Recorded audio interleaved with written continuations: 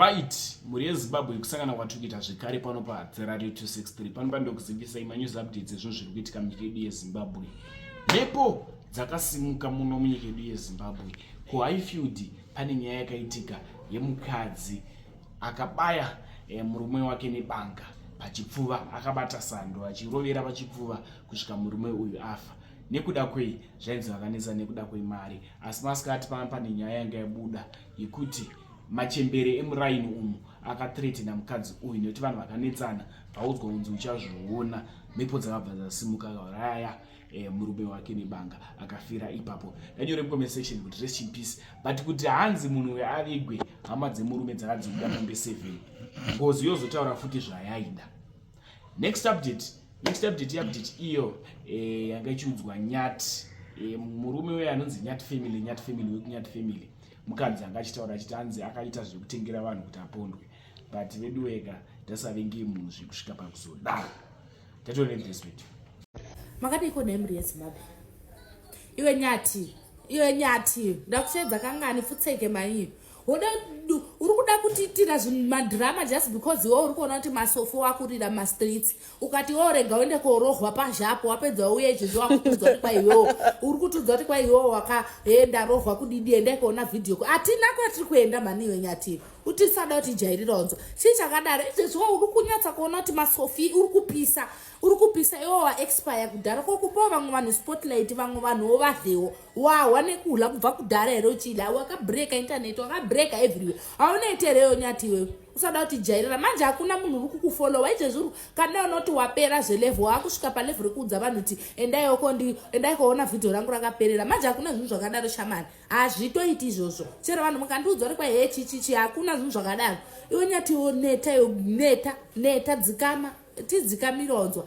Uri munhu wakaita se abva une ushingi kusvika pakutakwa zvakadaro, kusvika pakurohwa munhu wechirume, munhu mukuru wakaita se kusvika pakurohwa kuda kungoudza munhu kuti ndiroveiwo kungorohwa just because yoda prova point yekuti uripo. Aiwa, hatina kukukangamwa toziva kuti uripo, but panewo vamwe vanhu vane vada kupisa panguva yacho. unoda kurira woga for 10 years, unoda kurira wega kubva last year uchingohwigwa tsitsi nevedu wakaona kuti life yekufada yaiwa vanhu vakati hatichapi paipa yemagifts. Hatichapi magifts. Munhu wakapiwa waniimba, nyika yese yakamira nemi, mukasimudzwa from mukuku mukaiswa mukurenda mukavakigwa imba. Unoda zvinhu vakachatiswa nekuchatiswa, makachatiswa wani chiko nainyati makachata mukaita zvese izvezi mune everything chamunacho chamungakwanisa kuti muite mulife. Unodei from grass to grass, wakuda kuti grace to heaven, wakuda zvegrace to heaven. Hakuna zvinhu zvakada, hatisi kukuitirai mashiraka, hakuna zvautauvhiwi tunhu.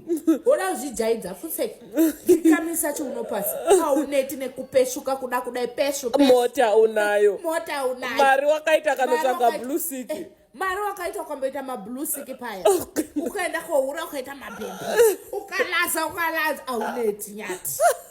Nyati wanyanya, aiwa Nyati dzikama. Manje izvezvi hakunetoda kukusota, hakuna zvinhu zvakadaro. Unoda chinhu zvakaita se zvese ukamboita ukaimba tikati pamwe mukaimba zosiririsa life yedu yakadai tikateverera tikakukuzai tikahwisisa. Moda zvinhu zvingani izvezvi wasvika pastage yekutakwa munhu mukuru. Saka vanokuzva kuti watodiscasa netimu rako kuti ndirovei kwete mbichana. Wakamboti kwaenda wamalaria akaona kuti zvirizi. Ukauya ipapa palife ukauya muromo wakaoma ukauparapara wega ukuti pamwe nhamo titi wafa zvenenhamo. Unoda mari yakaita sei? Iwe tiri miti here tinorutsa mari here izvozvo chii chakadaro? Maziso eda anoita nekumbokuona Nyati chimbopawo chance masofi ucho. Chimbopawo chance just because unomona masofi dziri kupisa zvewe. One month wanga watova ku 100 something followers. Haumupawo chance. Akati yes. Keya aka platform. Akati ngeyami. Akati ngeyami platform nyaiona mina unopenga Nyati. Hakuna zvinhu zvakadaro. Wangu izvozvo wakuda ngouya uchiapia kuda kuvhiringidza. Izvozvo sofa tiri kuona masofi ndakungoona iyocho wakambotanga nemuromo wakaoma ukati iwe enda zonzwa iwe ukadini wakafada ukadini ukatenga mazimota ukadini ukaita sei ukadini ukaenda kopuwa masika itagwa namai Nyati paye blue ukapedza zvese. Haunoiterewe chii chakadaro. inhema dzese maskiti zviri kutiitira nyati zvemaskiti asi kuda kupa vamwe spotlight papapa wakaiwana epitime yekurekodha achizhakwa wakaiwana wanga wazombozhakwa sei pane kamera ivanhu musaitiswa benzi nanyati nyati chinhu chega chari kungoda kuti timuone takuona nyati hazvishandi takuona kuti wo uripo hazvisvi zvakashanda because handizivi kuti chii chiri kuitika waonoti zvanyarara zvatonhora makati maenda umusha tikada kumboona kuti life yenyu muchadi makavaka beautiful ehewani tipo vamwe chanzi nenyati uda kubva January kusvika December tichingoti nyati wadai aiwa dzikama nyati aiwa tora magaro magadzike pasi mudzikame kumba enjoy imba unodei shop unayo imba unayo unadzo mombe unadzo zvese unazo mukadzi unayo blue sick wakapiwa zvese unazo mabhebhi wakamaona osane ane magadziko akadai nakadai mabhiza wakasangana nawo zvese wakaexperience unodei kona iwe nyati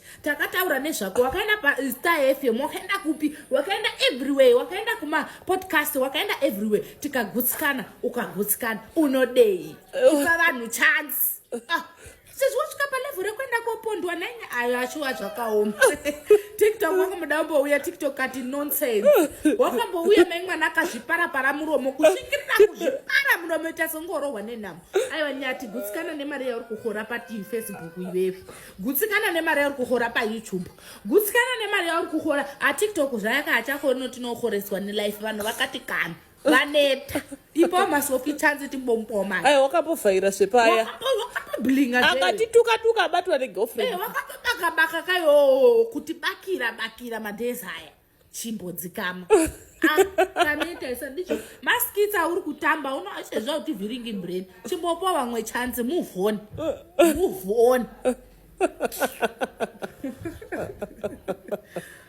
ndichakadaro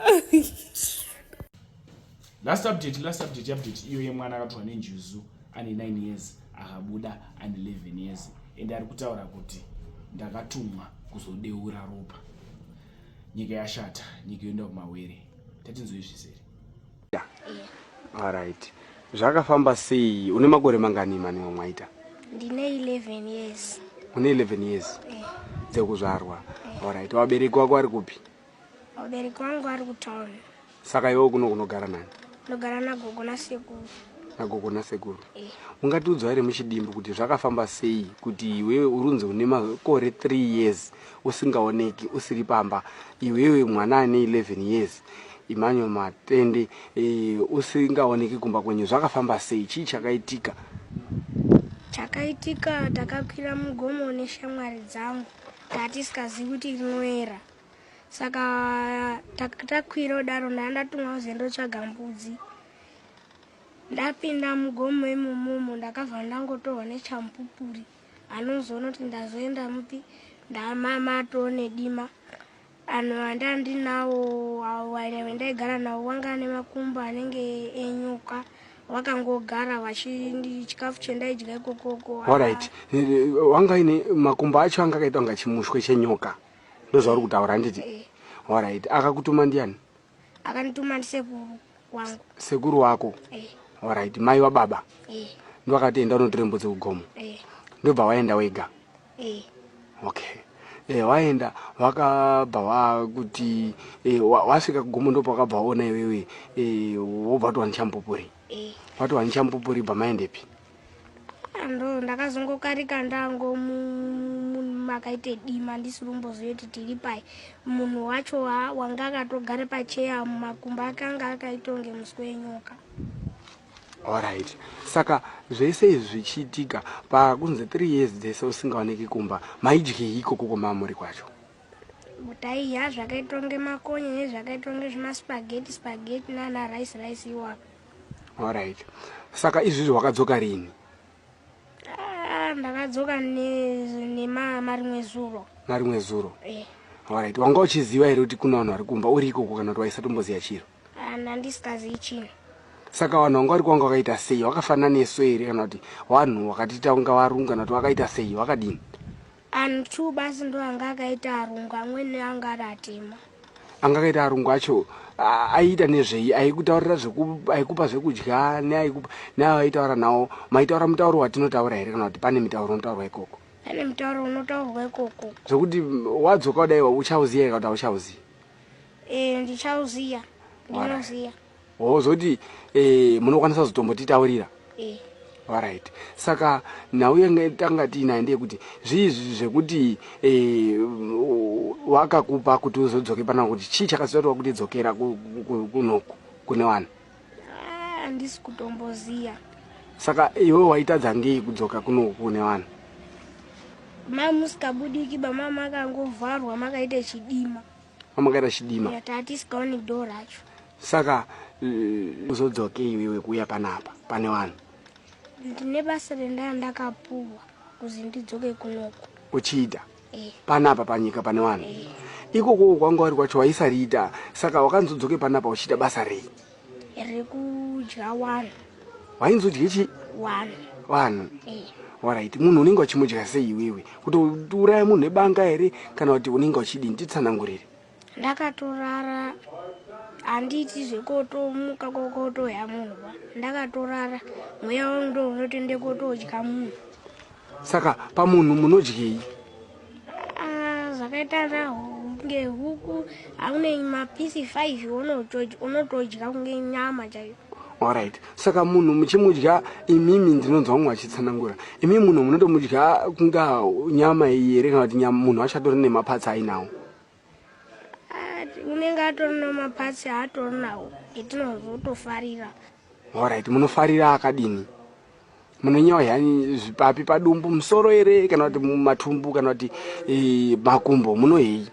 Toya akaita anachidya, anamaoko. Maoko nezvi